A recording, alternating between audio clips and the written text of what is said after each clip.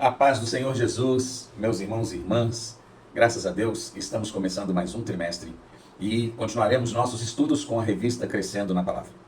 Neste trimestre, vamos tratar do tema Evangelho, Cultura e Ética. Temas extremamente relevantes, assuntos que dizem respeito à vida cotidiana da igreja e que serão utilizados no decorrer desses 3 meses para que possamos nos aprofundar ainda mais sobre a relação da igreja com a cultura em que ela está inserida, sobre como o Evangelho deve ser comunicado dentro da nossa cultura, quais os aspectos da cultura Deus aceita e quais Deus rejeita, e como se portar de forma ética a partir da palavra de Deus dentro da cultura onde estamos inseridos. E nesta nossa primeira lição, nós falaremos sobre o Evangelho e a cultura. Evangelho e cultura. Tema inicial e de relevância elevada para os nossos estudos dentro desse trimestre inteiro. Nossa lição será fundamentada na primeira carta de Paulo aos Coríntios, no capítulo 10, versículos 23 a 33, onde Paulo trata de uma questão cultural interessante, que era a carne vendida nos mercados de Corinto, porque algumas delas eram oferecidas a deuses nos templos antes de serem levadas para o mercado, e outras não. E os irmãos então tinham dúvida se deveriam ou não comprar e comer as carnes que eram vendidas no mercado, uma vez que eles não sabiam quais eram as que haviam sido oferecidas a deuses pagãos e quais não eram. No primeiro tópico desta lição, nós iremos avaliar a questão do entendimento da cultura. O que é a cultura? Para então chegarmos à resposta ao questionamento dos irmãos em Coríntios. A cultura é o conjunto de costumes, de padrões de comportamento, de códigos morais e sociais, expressos nas normas, crenças, valores e instituições que fazem parte da vida individual e coletiva de uma sociedade ou grupo social. Isso aqui é importante a gente entender.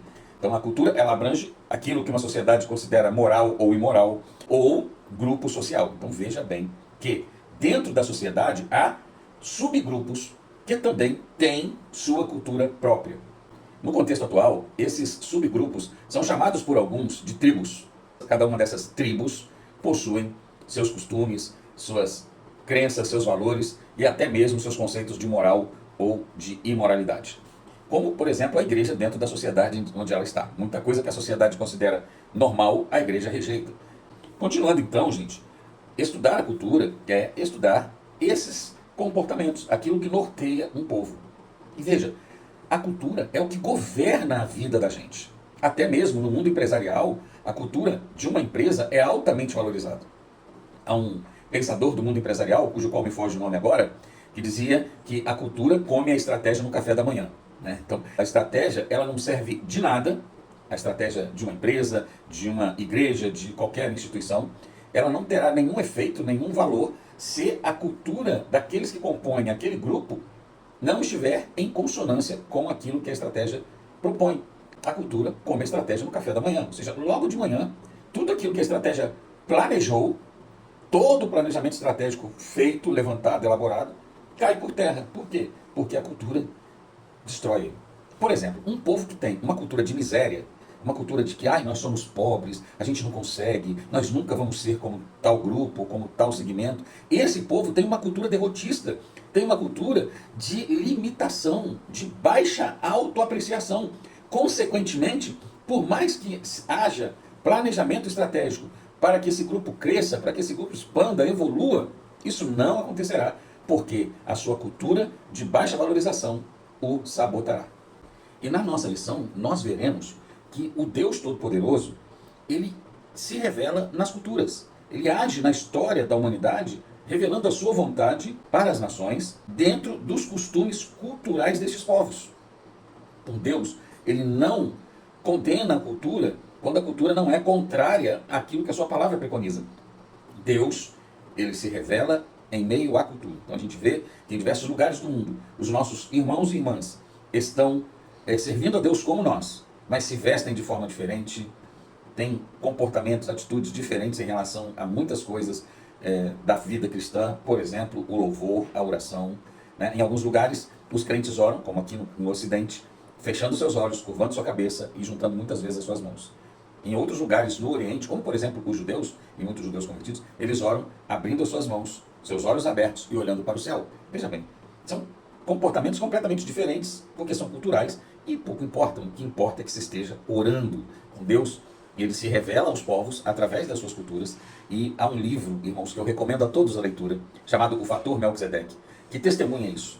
E que diz que em todas as culturas do mundo há um testemunho de Deus. E que cabe então aos missionários que vão aos povos, às nações, encontrarem dentro dessa cultura qual é o link, qual é o testemunho de Deus presente nessa cultura, para a partir dele começar a pregar o Evangelho. Como Paulo encontrou em Atenas o altar ao Deus desconhecido e a partir dele começou a pregar o Evangelho. Então, chegamos ao nosso segundo tópico, Deus e a cultura. Como é essa relação? Né?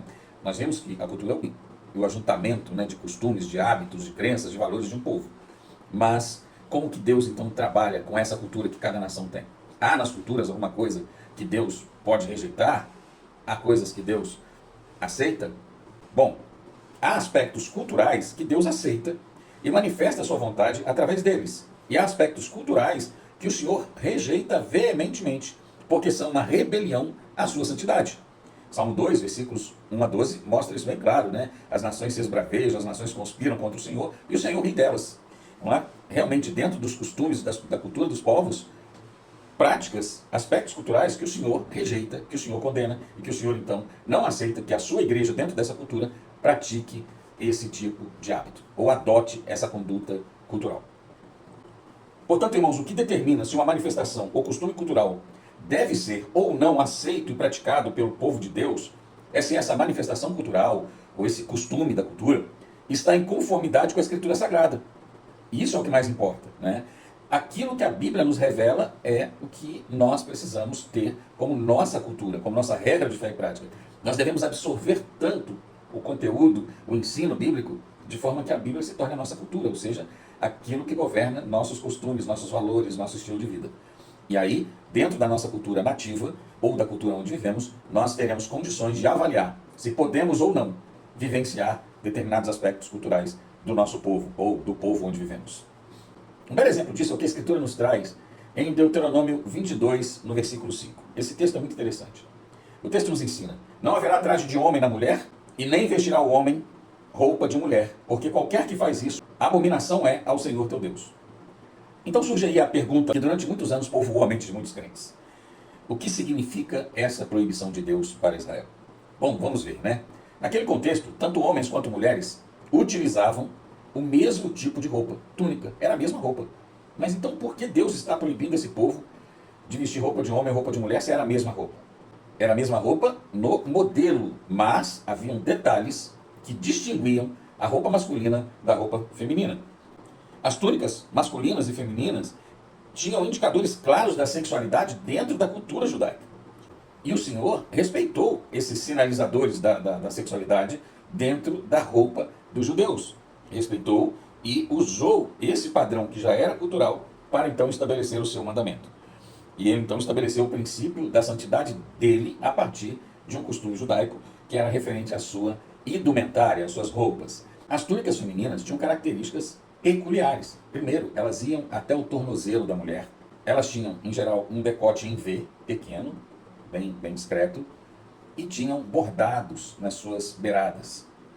As túnicas masculinas iam até a altura do joelho, a sua gola não era em V, era em U, e elas não tinham bordados. São características que distinguiam as roupas femininas e masculinas, para citar apenas algumas.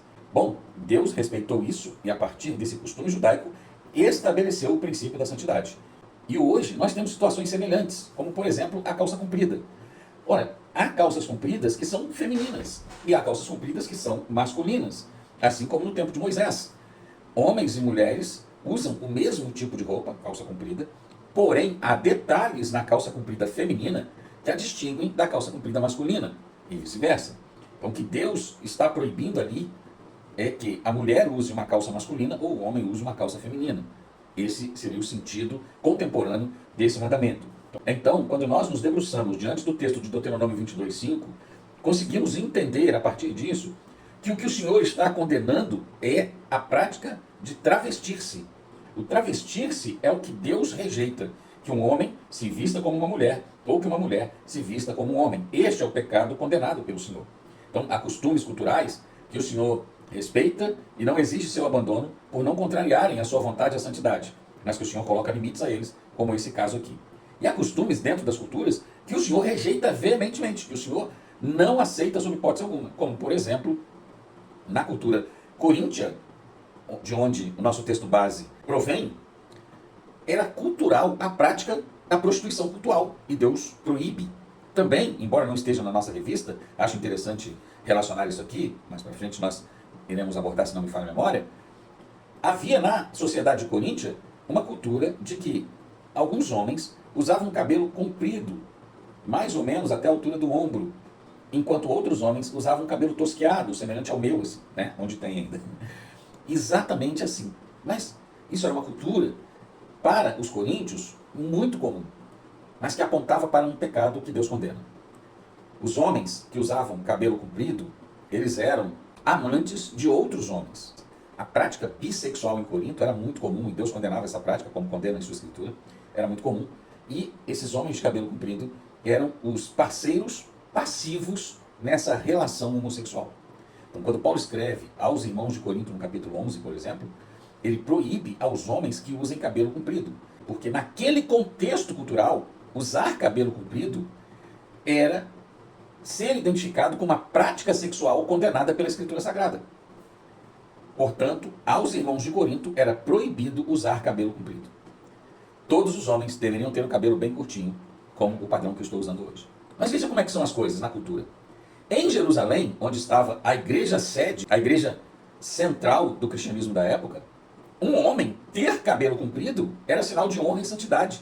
Veja, irmãos, o que é a cultura. Em Corinto, um homem de cabelo comprido seria identificado como um homossexual passivo.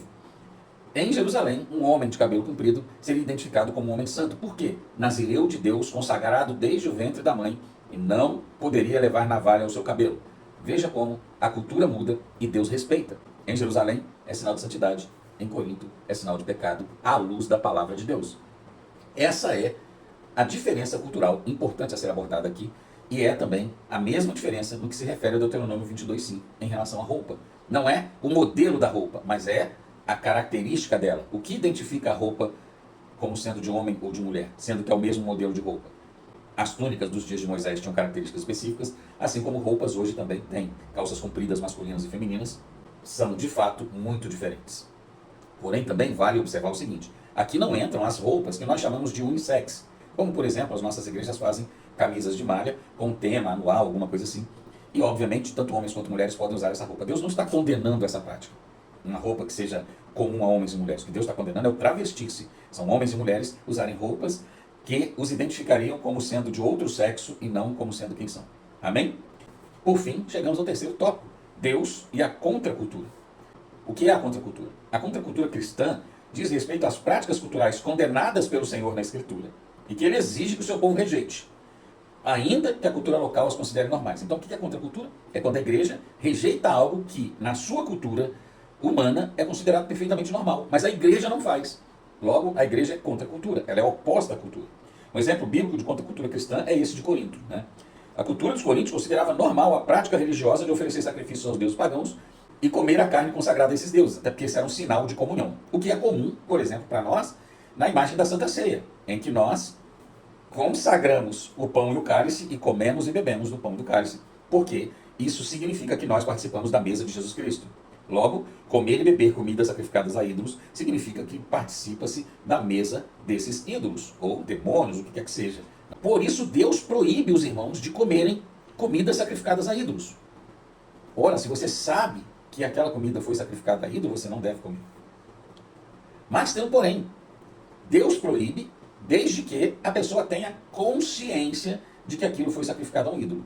Os irmãos de Corinto sabiam que no mercado havia comida, havia carne que fora levada ao templo, fora oferecida a determinadas divindades pagãs, e depois de oferecida, consagrada a essas divindades pagãs, a esses ídolos, foram levadas para o mercado para serem vendidas. Só que os irmãos não sabiam quais vendedores do mercado estavam vendendo carnes sacrificadas a ídolos ou não.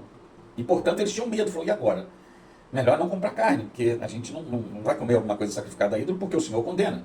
Então, eles levam essa questão a Paulo, e Paulo, nessa carta, responde aos irmãos, e ele diz: irmãos, se você vai ao mercado comprar carne, não pergunta nada. simplesmente peça a sua carne. Pegue a sua carne, leve para casa e coma com ações de graças. Agradeça ao Senhor porque você tem aquele alimento. Expresse sua gratidão pelo favor de Deus em te conceder esse privilégio de comer a carne. Mas se alguém te disser, essa carne aqui foi sacrificada a tal ídolo, como em Corinto, foi sacrificada a Afrodite, não coma. Por causa do quê? Por causa da sua consciência. Agora você sabe que essa carne é uma carne oferecida em adoração a uma divindade, consagrada a uma divindade. Portanto, se você tem essa ciência e come a carne, você está conscientemente se assentando na mesa dessa divindade e tendo comunhão com ela. E Paulo então questiona em Coríntios 10, como nós podemos sentar na mesa de Cristo, participar da mesa de Cristo e participar da mesa de demônios, uma vez que Paulo identifica esses ídolos com demônios. Paulo questiona isso aos irmãos. Então, se você sabe que algo é consagrado, isso não diz respeito à sua carne, isso diz respeito a qualquer outra coisa. Se você sabe que aquilo é consagrado a alguma divindade pagã, a algum demônio, a alguma entidade que não, o Deus Todo-Poderoso, não coma. Não participe dessa mesa. Se você não sabe, participe, coma. Ore a Deus em gratidão, porque o que é o ídolo? Paulo diz, o ídolo não é nada, não há poder nenhum sobre a sua vida, se aquilo foi consagrado ou não. Com ação de graças é recebido e é uma bênção para você. Por quê? Porque você não sabe se foi consagrado. Entende, irmãos? Caso não esteja entendendo, pode colocar também as perguntas aqui e a gente vai respondendo e, se necessário for, grava um novo vídeo com mais explicações. Bom, assim a nossa lição se encerra mostrando que evangelho e cultura podem andar juntos, desde que a cultura não contraria o evangelho. Naquilo que a cultura não contraria o evangelho, nós estamos perfeitamente livres para vivenciar a nossa cultura. Naquilo que a nossa cultura é contrária ao evangelho, nós devemos rejeitar a nossa cultura humana e abraçar, obviamente, a nossa cultura do reino. Porque hoje nós somos pessoas com dupla nacionalidade. Você e eu somos cidadãos de um país, o Brasil, Peru, Chile, onde quer que seja, mas pertencemos a outro. Nós pertencemos ao reino dos céus. E a nossa cultura é a cultura do reino dos céus. A nossa primeira cultura é a cultura do reino dos céus. Logo, meu irmão, minha irmã, a Bíblia é a cultura do povo de Deus. Amém? E eu quero te pedir, se esses vídeos têm sido bênção para a sua vida, compartilhe com outras pessoas, faça aqui o seu comentário, curta, porque, obviamente, as redes sociais, elas precisam entender que esse material que está sendo compartilhado é relevante, para que ela possa disponibilizar esse material para outras pessoas, enviar para mais pessoas, mostrar para mais pessoas. Então, isso depende dos números de curtidas, de comentários, esse monte de coisa que o algoritmo das redes sociais estabelece. E o nosso desejo, pelo menos é o meu, é que a mensagem chegue ao maior número de pessoas possível. Que o Senhor te abençoe, que este estudo bíblico seja uma bênção para a sua vida e te ilumine a mente para que você possa ajudar muitas outras pessoas nesse conhecimento, para a glória do nome de nosso Senhor Jesus. Forte abraço, que Deus abençoe você e a sua casa, hoje e sempre.